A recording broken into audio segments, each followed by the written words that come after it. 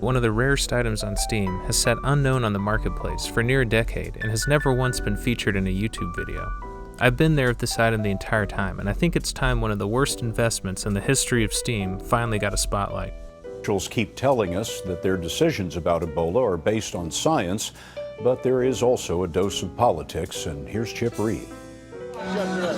Campaigning for Republican candidates today, Chris Christie defended his quarantine policy for medical workers returning from West Africa. You asked me a couple of questions, and what were those questions? Do you smoke crack cocaine? Exactly. Yes, I have smoked crack cocaine. So let's start with the questions that people around the world have been waiting for you to answer. And for now, I'd just like a yes or no. Okay? Yes or no. Did you ever take banned substances to enhance your cycling performance? Yes. It's 2013. The world's full of concepts like hope and optimism. Valve is still a company that occasionally publishes games, and they've rolled out something new, a marketplace for the sale of games between players. Its big feature is virtual trading cards from the games you play, which can be used to make wallpapers, emojis, and badges. At the time, I fancied myself something of an investor. While the cards were meant to evoke old trading cards, it was clear that they themselves would never have any real value since they were unlimited. But still, it gave me an idea: digital collectibles. See, as a student of Pawn Stars, I knew one thing: truly valuable items have to be overlooked initially. And in 2013, nothing was more overlooked than limited edition digital collectibles. So I started looking, focusing on things that were under the radar and had a limited quantity. I had identified 3 options: Bitcoin, Counter-Strike items, and the Steam trading card emoji.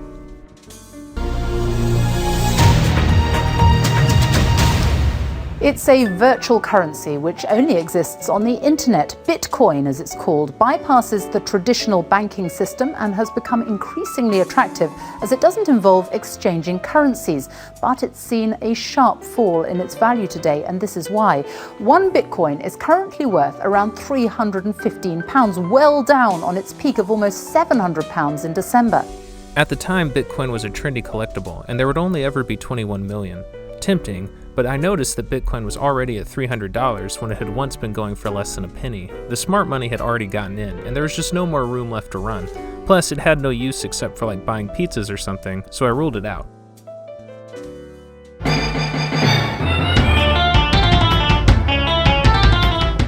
Greetings, I the War Owl greets you, and giant explosive news, folks. That update that I was speaking about before that could change the very nature of Counter-Strike has arrived. It's called the Arms Deal Update.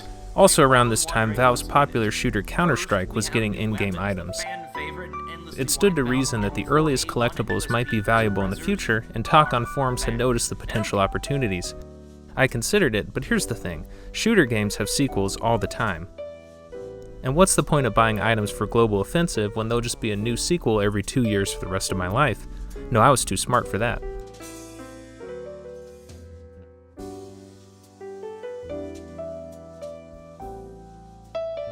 It was during my research that I found an interesting post by another entrepreneurial spirit who had the lead I was looking for. When Steam trading cards were first introduced, for a limited time, everyone who completed a set got a special emoji of a blank card. At the time, it was only going for around 10 cents. As I dug further, it looked like a sure bet. Steam had about 5 million active users then, and that number would only grow over time. Near as I could tell, this was the only limited item for Steam that was never meant for a specific game. The investment literally couldn't fail. I deployed what was a significant amount of capital for me at the time and waited.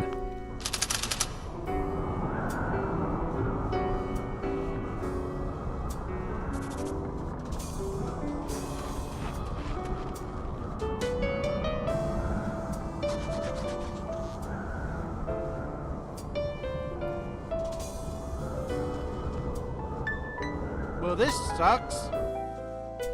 8 years of nothing. This ended up being one of the worst possible choices and absolutely laughable compared to the other options I'd considered. As it turned out, 300 wasn't quite the top for Bitcoin. Also, Valve decided to never make another game again, so the first wave of Counter-Strike loot has gotten a little more pricey.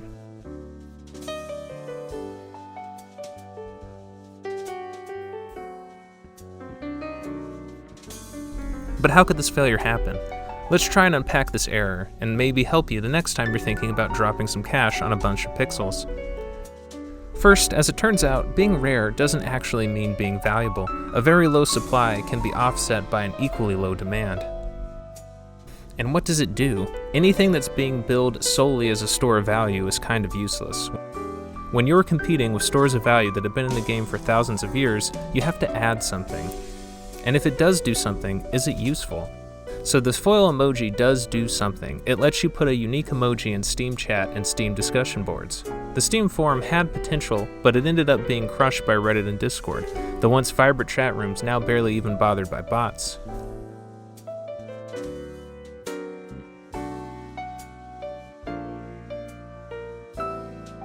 The failure of Steam forums was really the death knell for the trading card emoji. Without that, the emoji does nothing. The number of people on Steam is now 8 times larger than back when the emoji was released, but there's been no price movement. It turns out that having to go to a video game launcher to speculate on digital goods isn't that appealing. And to those who it does appeal to, they would rather have pixels you can shoot someone with than pixels you can post in an empty chat. I tried to look at how many of these there were.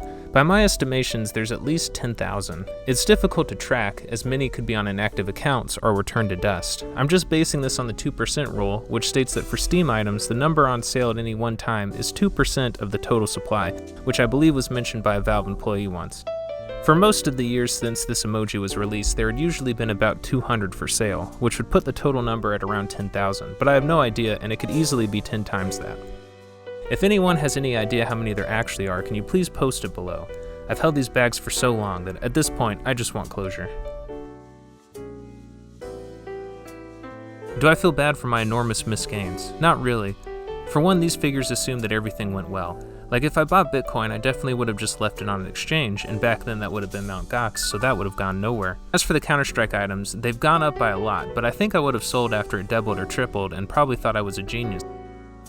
But recently, there has been some exciting movements in this dead investment. After near a decade of nothing, the emoji has tripled in value in the last year.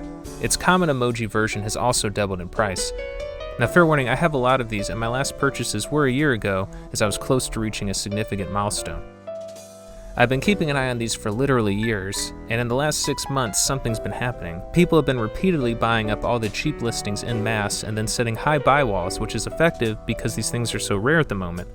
I suspect a vast majority are spread out and forgotten across 1,000 old accounts. I've been able to spy on a few of these buyers, and between the 4 or 5 I've found in my own collection, I've accounted for about 1,500 of the emojis. Some of these accounts have gone private since I found them, but a few are still public, and it's nostalgic to see so many old forgotten collectibles. This guy has a few hundred foil emojis, but also hundreds of old holiday cards,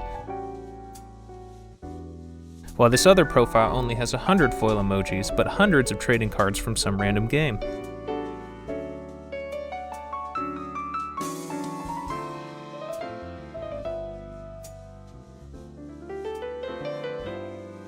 Let's see what that's about.